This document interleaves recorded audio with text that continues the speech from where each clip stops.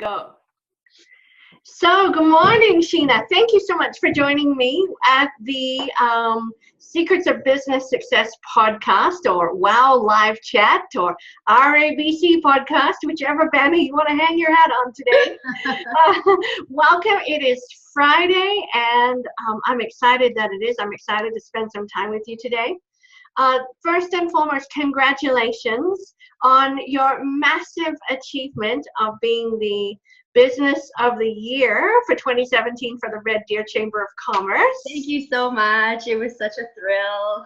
Amazing. And you know what? Your story of entrepreneurship and business and life is so amazing that I knew as soon as I met you that I definitely wanted to share your story, and because it is so inspirational. Thank you. You know, the women that I serve, the clients that I serve, men, women, the want-to-be entrepreneur, the entrepreneur that's hit tough times in this economy, and knowing that there is someone who is blazing a trail out there and doing so well with it, it's fantastic. So we have Paula online. She's joined us. Hey, Paula.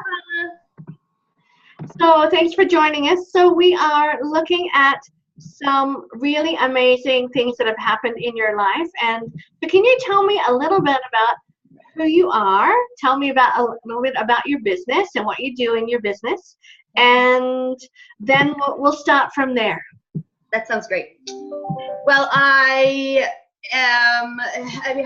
it's funny. I sort of, when asked that question, it's not like a simple answer, right? You almost need to kind of start from the very beginning, and I'm not going to do that. We have time. I am a mom of two girls. Maddie is 9 and Levin is 4.5. I am owner of the Bra Lounge. I'm also owner of Twig and Berry's underwear company, our new endeavor. I'm really surprised, and I'm really surprised that it's hard to really convey exactly what who you are when you, can you hear me? I can, yeah, okay. Good. It's hard to just put that in a nutshell, right? We've had the Bra Lounge for 11 years. We started that, Courtney and I started that when we were 23 and 25 years old. Well, so, and Courtney's your sister, correct? Courtney's my younger sister, yes. Okay. So, I mean, the last 11 years, I like to say, are kind of a blur, a mismatch of a lot of things that happened. We started our store before we had children. So you kind of course, we always think, there's that quote of, I was the best mom on the planet before I had kids, right? You really think you're going to do, you think you've got this. I'm going to start the business. We're going to get that started. And in a couple of years, we're going to start our family, and it's going to be great. And that's what happened. And it was great, but it was a whole lot of work. There's no breaks. There's no maternity leave. Our first baby was, I think within 3 days, I was doing payroll, struggling with nursing, overwhelmed with being a new mom. And we don't have our mom passed away when we were teenagers, so we don't have mom here. I didn't have anyone at my house helping me through those first few weeks. I wish I'd been a little more prepared. I feel like that was really a disheartening time. A lot of work, a lot of tears, a lot of no sleep. I'm so grateful to be at 11 years. I'm so grateful that's all behind us, because had I realized how hard it would be, I'm not sure I would have taken all that on. It was a lot of work. It's still a lot of work, but now I've just learned that there's no balance, and I'm okay with that. Now I'm like, okay, I'm gonna Bra Lounge really great today, and I'm probably not gonna parent all that well. And then tomorrow I'm gonna parent really great, and then I might not Bra Lounge all that well. And I've learned that with the proper team, with the great support of our girls at the store, you grind through those first few years, and you build your procedures, and you just keep digging, and then someday things just kind of start getting just a little bit easier. So I'm grateful to sort of be there now. Awesome. So all the hard work is finally paying off. It feels like it's we're more experienced, so it's easier to manage. Mm-hmm. This is probably week 6 now of us not working weekends, Courtney and I, after 11 years. And so that's been strange. I feel like I'm about 11 years behind in my home. I haven't, the spring cleaning. Yeah. What is spring cleaning? All of that. So I'm kind of looking forward to, even though I've made space now at the Bra Lounge to breathe, there's still other things now that I really want to devote my time to. So it's an easier balance for sure now. It sounds like you're really achieving that entrepreneurial balancing act, and I do believe it's a balancing act. It's not the work-life balance that we as women are told we should have, that you might get as an employee. It looks very, very different as an entrepreneur, very different. And so tell me, you started business really, really young. What made you want to become an entrepreneur, start a business? This is the funniest thing. And I'm a real believer in what's meant to be will be, and to trust the journey. And when Courtney and I were kids, we're 23 months apart in age. Worst enemies as kids. I was a meanie. I was a mean big sister to her. And I would probably work the rest of my life making it up to her. But Courtney is so gracious and forgiving, and sees the true soul. She's just wonderful. So as kids, it was always her saying, together we always thought we'd own a business. We didn't know what that looked like. Both our parents were entrepreneurial. Mom did Melaleuca and worked at the bank, and she was a hairstylist, and oh gosh, what else did she? Sold Mary Kay. She was always had a day home. She always had lots of things going on. So that was not unheard of for us. Being, managing all of that made sense.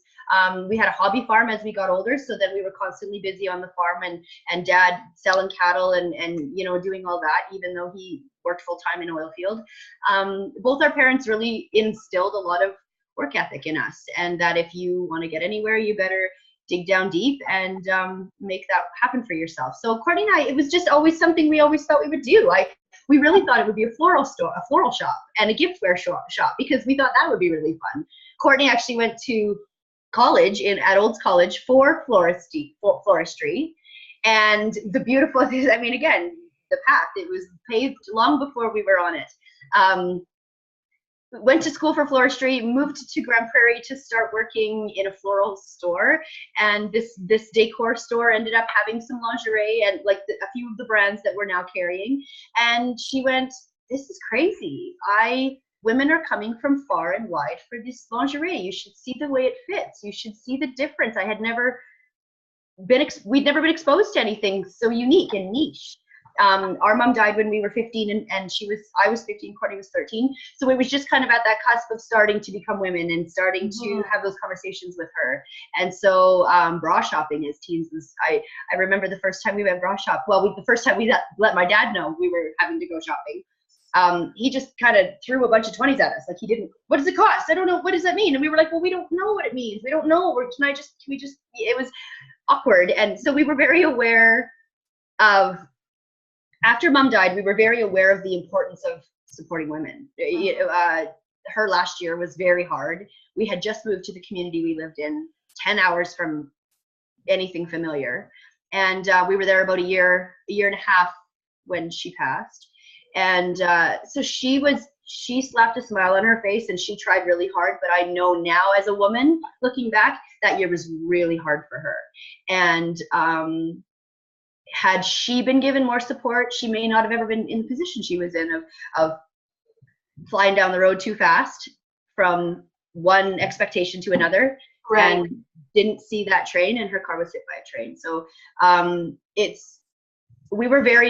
was a heavy life lesson to realize that she didn't have the support she needed at the time. She was that good Catholic farm girl who was gonna smile through anything and dig deep and try harder. And I'm grateful for the woman she was, for sure, but I sure learned a lot about what it takes to help women get through those days every day. So when Courtney was exposed to this lingerie, she thought, this is really fascinating. What if we were able to do something in this capacity, something super unique, relatively unheard of at the time? In the last 10, 12 years, this industry has really exploded now in North America, but we were really that was really at the start of it.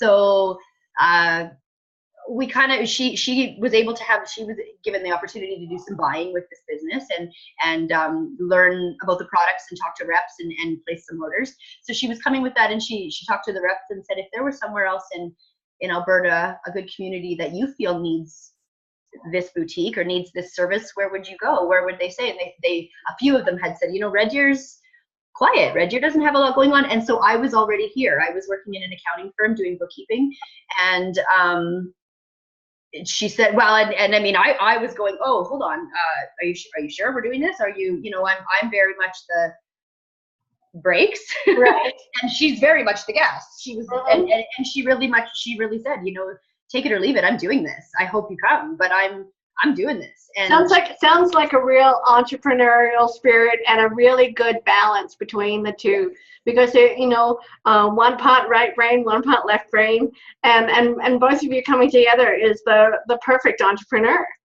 And I don't think we had any idea. We had no idea. We people would say a few years in, oh my gosh, you're in business with your sister. How's that going? And we were like, it was a no-brainer for us. We already knew how to coexist. We already knew how to solve problems.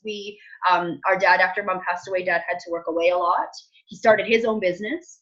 So the three of us, the two of us and our little brother, we were really had to be a team. We had to pull together. We had to help each other through high school. And so that was all. We got that. We know each other's strengths and weaknesses. We know how to communicate. It was a no-brainer. It's really fascinating to look back now and be like that. I mean, it really was exactly as it was meant to be. That sounds amazing. So now that you have a little breathing room at the Brow Lounge, and you're an amazing mompreneur. I see your pictures of you doing so many wonderful things with your kids as well. And now you've started another business. Tell me about that.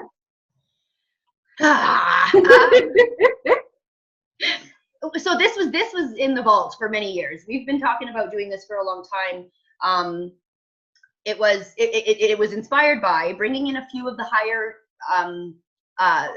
quality men's products into the Bra Lounge, and it exploded. And of course, we started with one brand, and then as women were buying them and treating their husbands to them, they would start saying, okay, so now he's hearing from a guy at work that he likes this other brand. Well, what about that brand? And well, it kind of started going, there's a lot of great brands out there. We don't want to just push one brand because they all matter. We know at the Bra Lounge that fabrics, styles, technicalities, all of the, and then your shape of your body changes everything about the style you want. So we don't want to get behind one brand and call it the best, because they're all the best. Everybody's different and has different expectations. So we kind of went, this is an easy online store. This is something we could do in the future if we're ready for when we're ready for that. And again, Courtney and our little brother Cody is involved, and the two of them were kind of gung ho. But I had already had a child, and I was, again, the brakes. I'm not ready to do something new, you guys. I feel like we would be taking too much from the Bra Lounge. Let's support and nurture that first and see where we lead. And then for about 5 years, we felt like, oh, someone's going to take our really great idea, and we don't want anybody to take our really great idea, and we really wanted to make that happen. So even the name, Twig and Berries Underwear Company, that Courtney dreamt that. She came to work one day and was like, I have the perfect name. This is happening. So even that, you're like, oh, we really want to be able to launch and have a good time with this, but at the right time. So in 2016, when it was quiet, Alberta markets got really quiet. My husband had been going back and forth to Texas in Oilfield, and that soured, and he ended up home. And after weeks of him being, coming home from trying to find work and being unhappy and feeling like down in the dumps about that, I kind of said, you know what, maybe now's the time. If you're home, let's grind through this year. You stay home with the kids.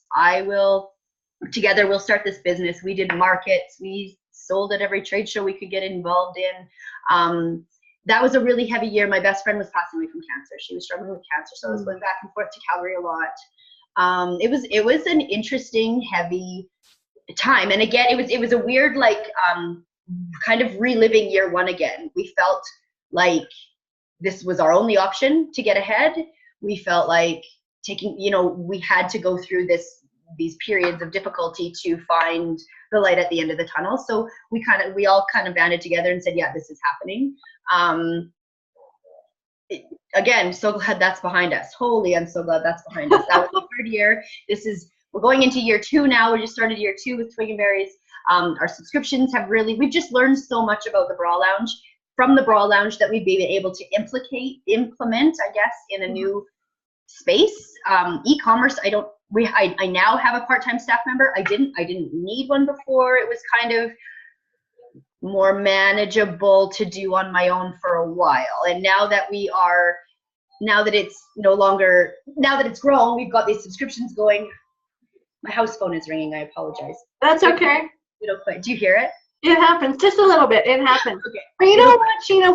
What I'm hearing you say is that before you launched into anything new, you really nurtured your business.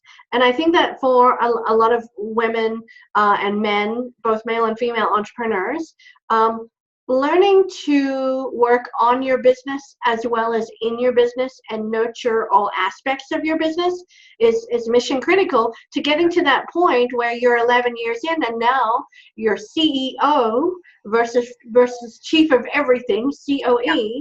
And you can allow yourself those weekends off, which is in the entrepreneurial world in the first 10 years, you're right, almost unheard of. Yeah.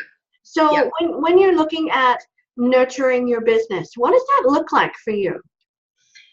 Oh, it's combined with again, the balance of Courtney and I. We were able to kind of tackle a lot of different tasks.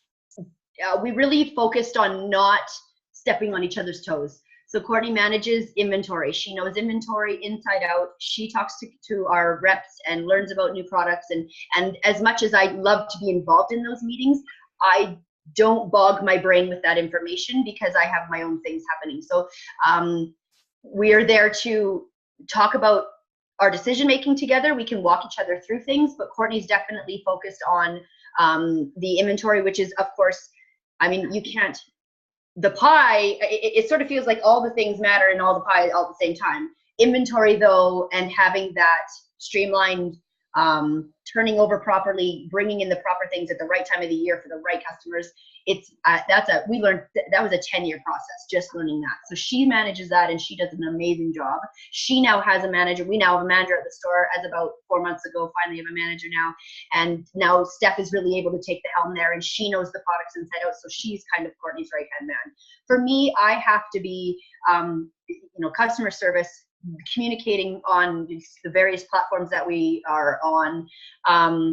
It's interesting, we still need to be in fittings because you need to walk the walk. You need to know what's happening on the floor so you can communicate with your customers better.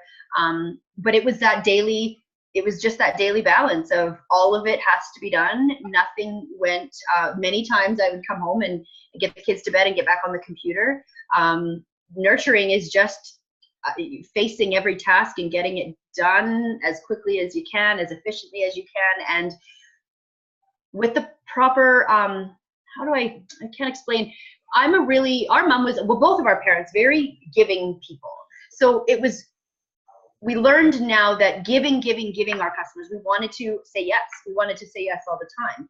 And that helped, that got us somewhere. It also got us a lot of inventory that we couldn't sell. So now we've learned that we're going to just, our exposure in Central Alberta and in Western Canada, to be honest, is massive. We've got this really great reputation, and now we don't have to worry so much about every single encounter because we know our staff are doing it well.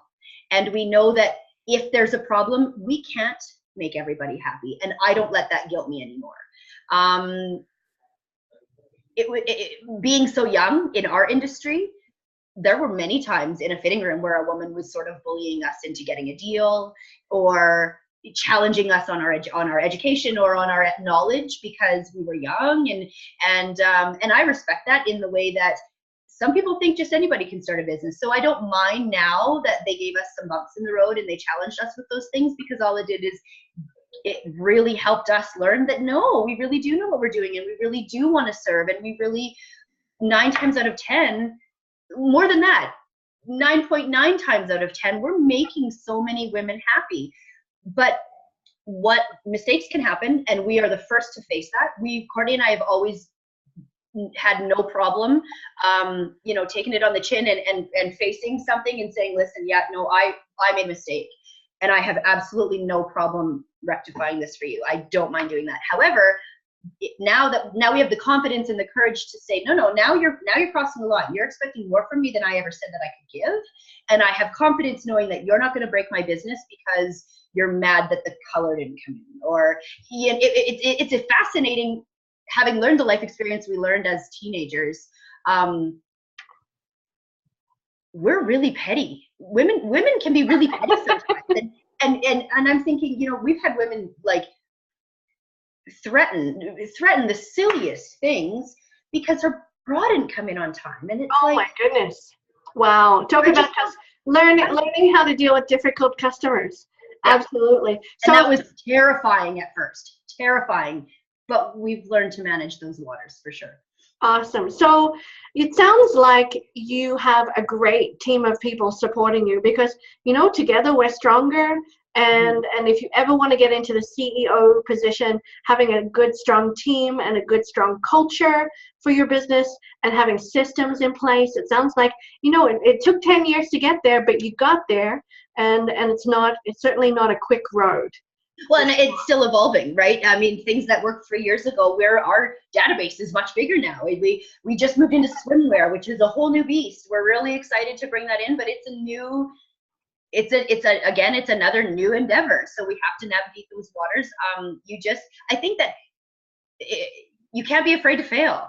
If you're afraid to fail, you're never going to start. And that's something that's become really true now. I'm really 25 years old. I was terrified of what people would think and what people would say, and would I make a mistake? And we don't worry too much about that. And we're able to now lead our staff to trust that you did everything you could in this situation to make this woman's life happy, and you did the best you could.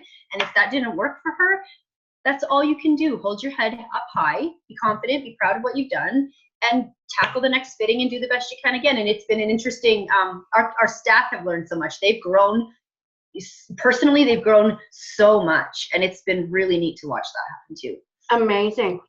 So Sheena, out of all of the 10 years and everything you've learned being an entrepreneur, what do you think is your greatest success? I'm not sure it's happened yet. It could be the award.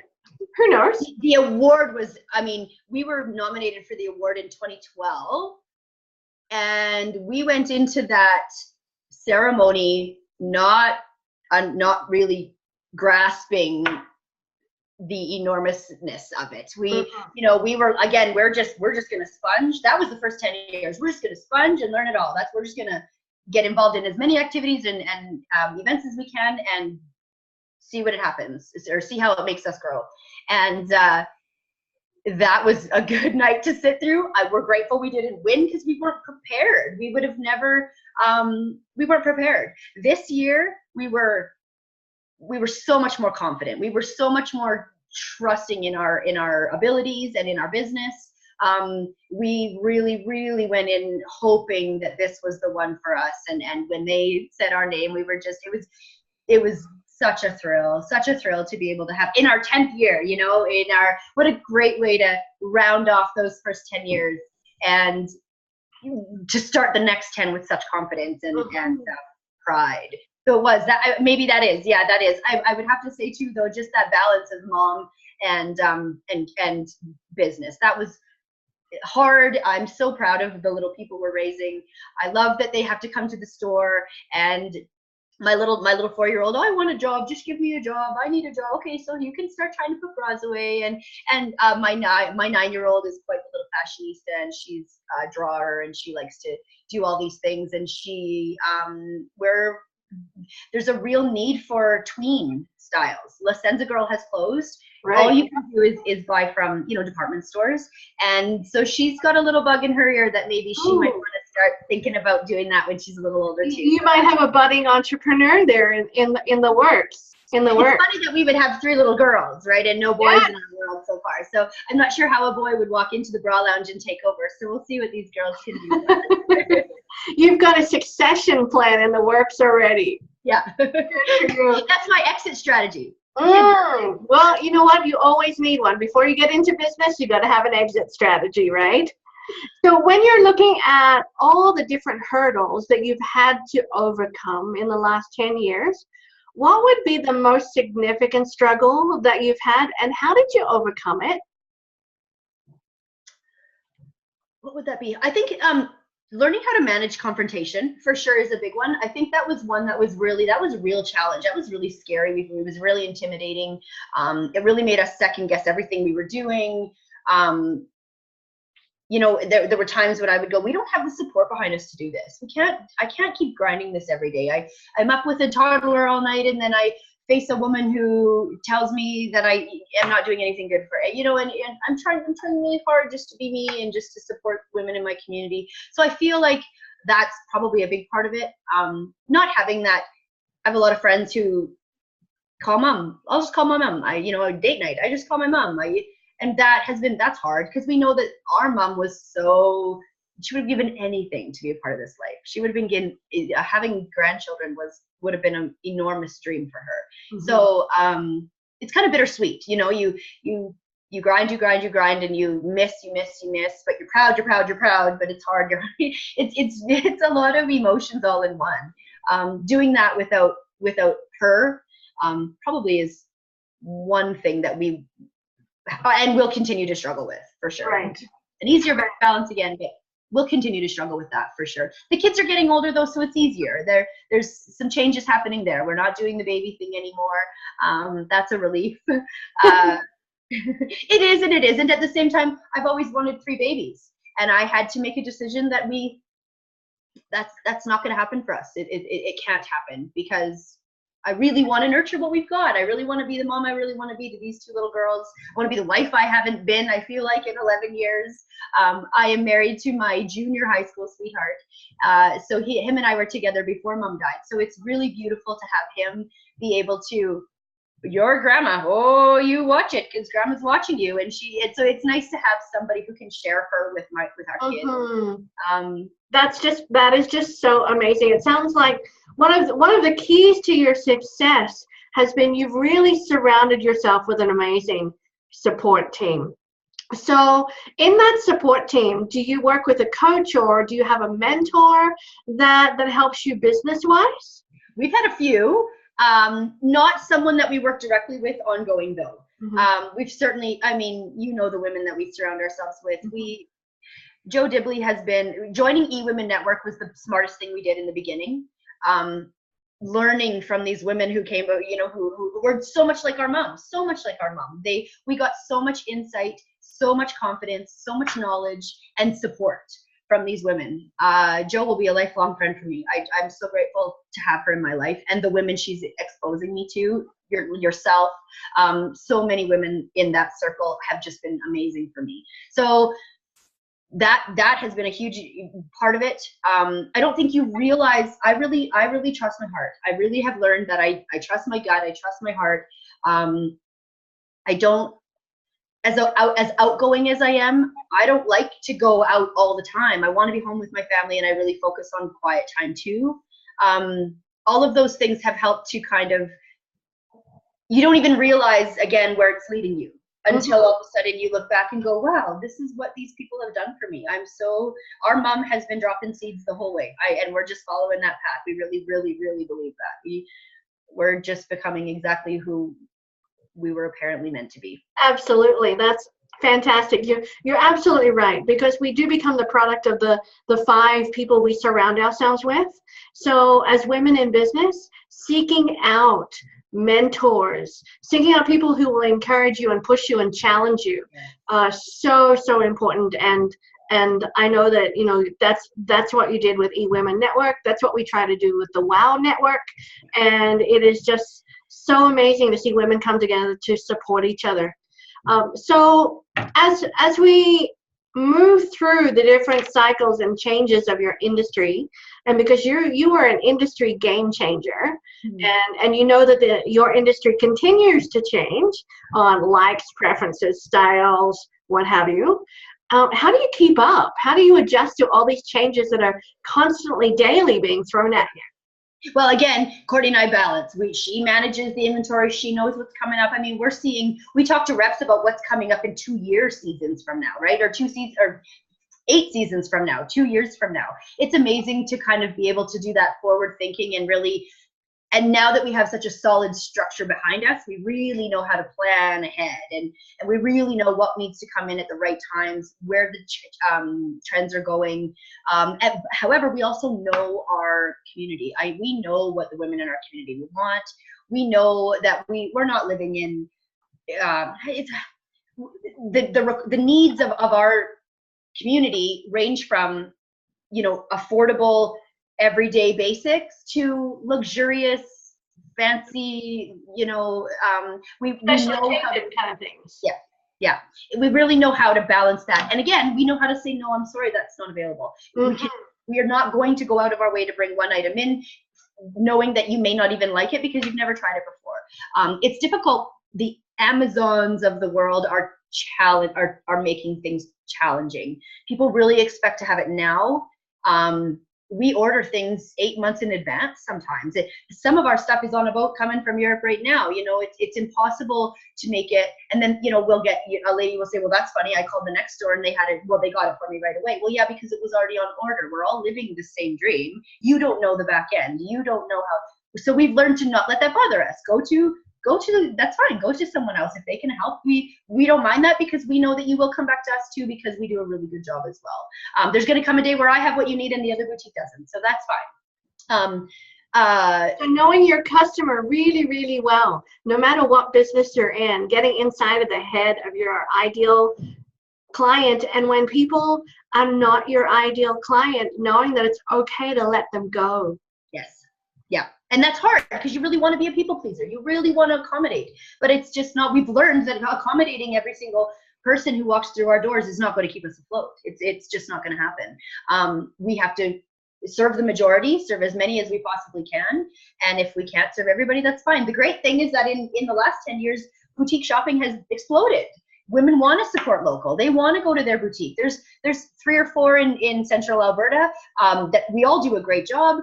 We're the biggest because we're central. If a basic comes from, you know, from this boutique, but you need a fashion from us, it works really well. So it's not as scary anymore to be able to say no. At the same time, we were young starting the Bra Lounge, so social media was something that was easily adapted by me. That was a lot of fun. I didn't know I was in marketing. I didn't realize that that's where I should have been instead of accounting. What was I thinking? I dropped bookkeeping immediately. Oh, we're going to outsource that fast, and I'm going to do something I actually want to do.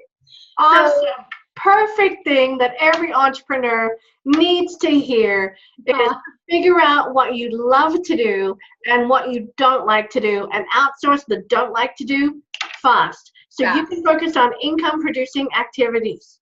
I love hearing that from a successful entrepreneur, because that's the way you do it.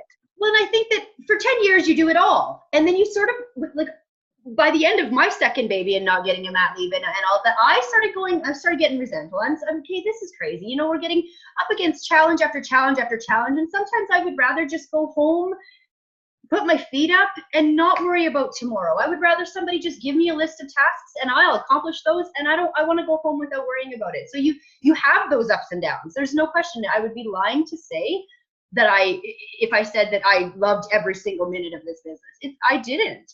But now, like you said, we've adapted this really great, beautiful structure below us.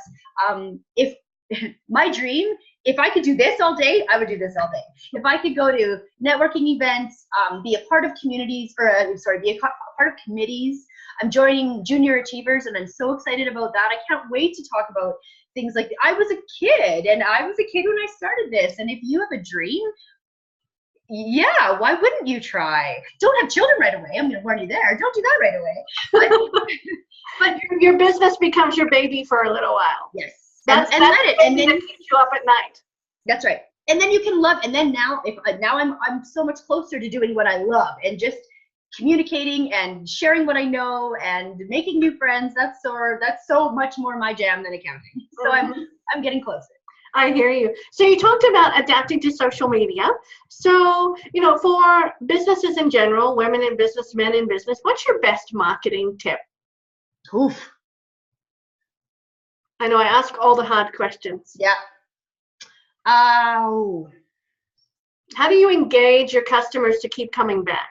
You know what? And it's the joy of content marketing, right? It's sharing your story. Sharing your story. I mean, your story doesn't have to look like our story, but sharing that we're women too. I'm pregnant right now, and this is a struggle I'm having, or this is I'm a very open person. I think it's important that we share what we know, and I don't mind I've been in the fitting room a million times having like bold conversations with a woman and connection. I just love that. So that's the point. You have to connect. You have to know what they're looking for. You have to be real. I was never going to be someone who pretended that I lived in, a big fancy house and had a really super successful life. And we don't live in a big fancy house. I pulled out all the carpet in our living room and we live on plywood floors right now. And that's okay because I don't have time to worry about anything else. That's okay. And it's, it's just being real. Just be real and authentic. Some are going to love it. More are going to love it than aren't. And that's what definitely I've learned. And also not to take one avenue. Don't throw all your bones in one place. Like there's a lot of people who think Facebook is the only place to be. There are so many avenues and veins to that process, right? There's a lot of ways to engage your customers and build a different following in different places. And so being able to expand and do a lot of different things is so important. Absolutely. Not all the eggs in one basket, but really knowing your customer and engaging them at that level. Amazing. So we talked a lot about work-life balance. And I know that when I talk to especially women in business who are juggling multiple things at one time, where it's running from hockey arena to hockey arena on weekends, trying to make sure that their business is running and they're staying up all hours of the night.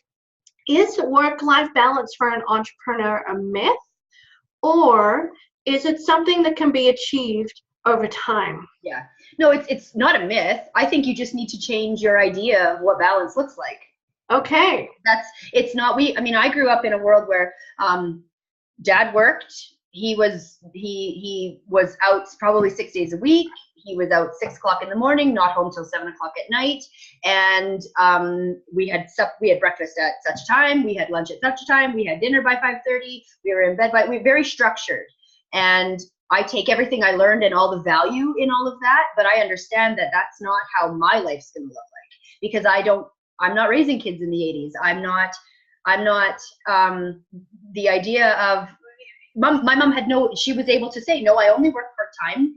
And then she does Malloc on the side or this on the side so that I can focus on my family. And that's been hard because I really want to be the mom my mom was. I really want to. One of my favorite memories will always be coming home and you knew she had a Monday off when the house was spotless and there was fresh bread. You come in the house and her coffee half drank on the vanity in the bathroom. Special memory. Those things. I've just learned that I might not do that when my kids are little yet. I might not be able to have that yet, but I'm going to be able to be that mom in just a few more years and invest in holidays and do all those things with my family that I couldn't have done. I couldn't have done that whether I was working full time for someone else or not. Anyways, it wouldn't have come together. It was especially if we have parents who continue to take us on trips and help us with the bills and until you've not had that, you have to be prepared to understand that life it might be harder than that. It might be a lot harder than you think, but with some gut checking and some support, it just your idea of it is different. It just you can live your dream. You can live your dream, and it's not like you're punching a clock and doing something that you don't like. Because being an entrepreneur, the whole point is that you're doing something you love, so it doesn't feel like work when you're working 120 hours a week. That's right. That's exactly right. And even my kids, I can bring them along with me, and listen, I know that this is frustrating, and I know that you're bored, and I know you don't want to be here, but look at this really great business that we have, and look at this. I mean, I could be making you sit in the conference room while I worked anyways. It wouldn't matter. I would have to work whether I work for myself or not. And again, working full time 40 hours a week for someone else wouldn't have got me the life that I'm looking at in 10 years from now. I want that life. I mean, unless we won the lottery, that wouldn't have happened. And then at the same time, you're building, I'm so aware of legacy. My mom's legacy is so important to me. And I have a different idea of what her legacy looks like year after year. She died at 39 and I just turned 36. And I am so going to celebrate. I'm so going to celebrate every damn birthday. I'm so going to celebrate everything I've done. I'm going to embrace every day, and I'm going to be, you wouldn't have those freedoms. You wouldn't have that control otherwise. But probably going to be a lot harder than you think. Well, and absolutely, but celebrating those little successes are the key to longevity. If you've made an impact on somebody else's life today, whether it be a massive impact or it's just something little that made them smile, then it's worthwhile you showing up. Show up. But just show up. That's right. Right? And give 100% of what your 100% looks like today. My 100% on a Friday looks really different to my 100% on a Monday. There are just meetings that I don't book on a Friday because I know it's not the same energy that I can put in on a Monday. Interesting. Right? Yeah, exactly.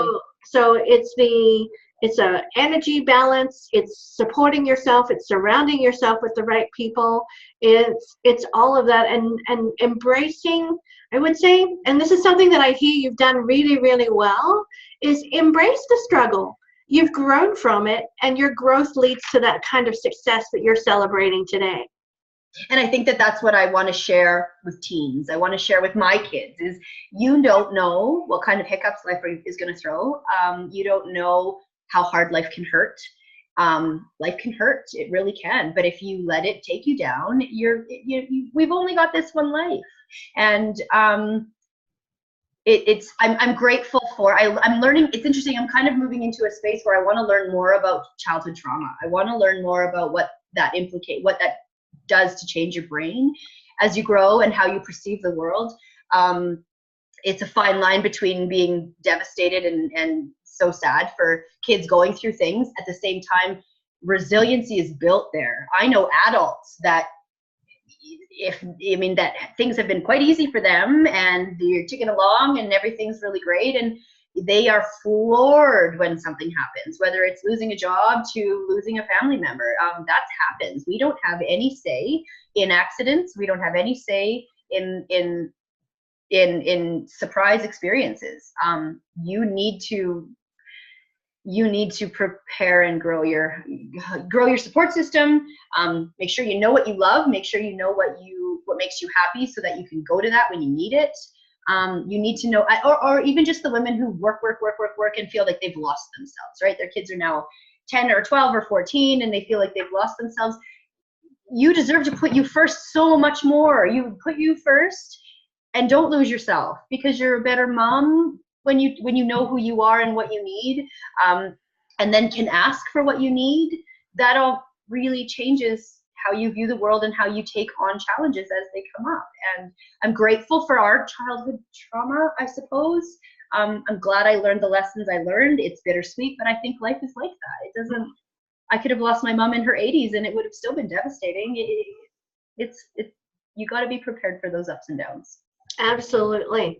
Absolutely. When you are resilient, you can overcome anything. You can get up, because a lot of the big business gurus that I listen to, Branson, Tony Robbins, Darren Hardy, all of those that I'm plugged in their podcasts on a daily basis, and I know you are too, say, go out there and fail quickly. Yes. Because that's how you learn. So embrace the fact that this is a struggle, for the new entrepreneur.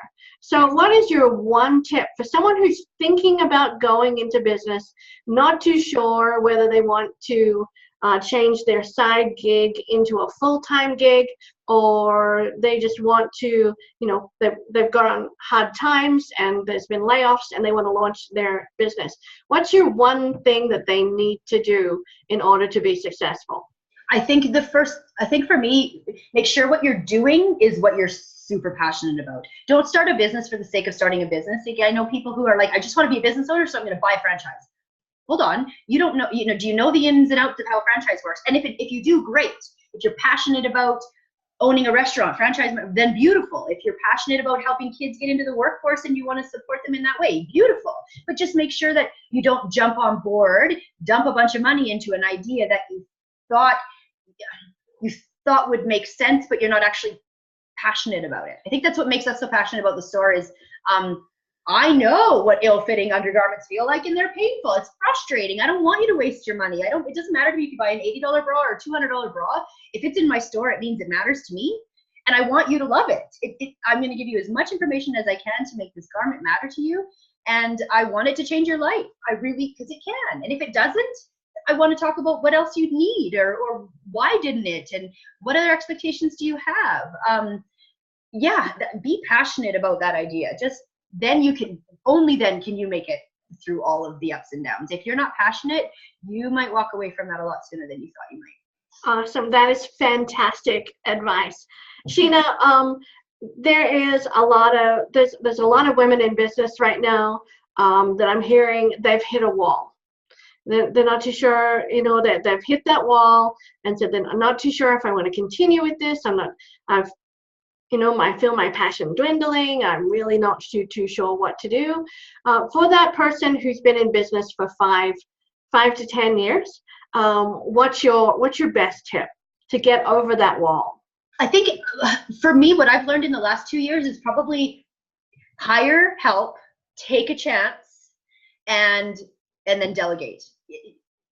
Because all of a sudden an opportunity might show up that now you all of a sudden has re-inspired your passion, because the things that were sort of dragging you down, the mundane activities that you didn't want to deal with, were dragging you down. That's maybe where the only reason you're passionate. You might love the business, but you're doing things you don't want to have to do. I just had this conversation with someone in marketing who you talked about mentors.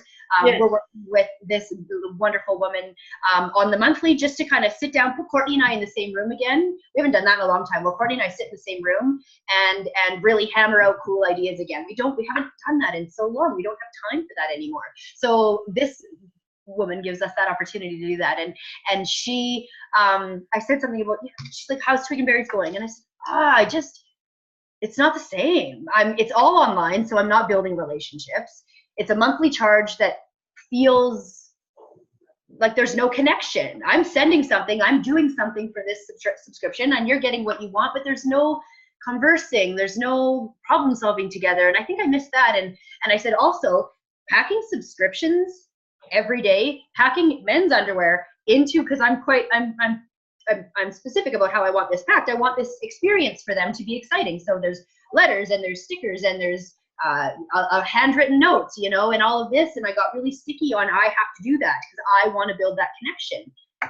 And I went, but gee, what a waste of my time. Like to sit there and plug subscriptions all day is such a, and then I start going, well, maybe Twig and Berries wasn't supposed to happen. Maybe I'm supposed to be on the bra lounge again. And she went, it feels yucky because you're not supposed to be doing it. Find somebody to do it. Oh, okay. Right. You're the same. Who wants more work? So, and she's like, this is awesome. She counts all my inventory, gets it all figured out, stuff that was driving me crazy at 3 a.m. that I didn't have time to do yesterday. Now I can problem solve. Now I can call Canada Post and find better shipping options. Now I have time to do these things, and it's amazing how at 11 years I should have learned that lesson already. And I'm like, you just need to get that. You just need to get that comment at the right time when you're ready to receive it, and everything can change. That's right. That's why, glad that you're working with this incredible marketing guru. I love her dearly. And having a coach in your corner just to say, okay, well, I see what you're doing, and you're becoming CEO again, chief of everything, doing a $15 an hour job when you're the CEO, and you should be doing the $100, $200 job an hour in your business. So that is great that you've got a coach in your corner like that, because that's what we do. It's just clarity. It's just clarity, right? You get so focused and foggy, and then one comment and you're like, it changed everything for me. Awesome. Now I'm not annoyed when I have to go to the office and do that, because someone's doing it. She's doing a great job. She's happy to do it.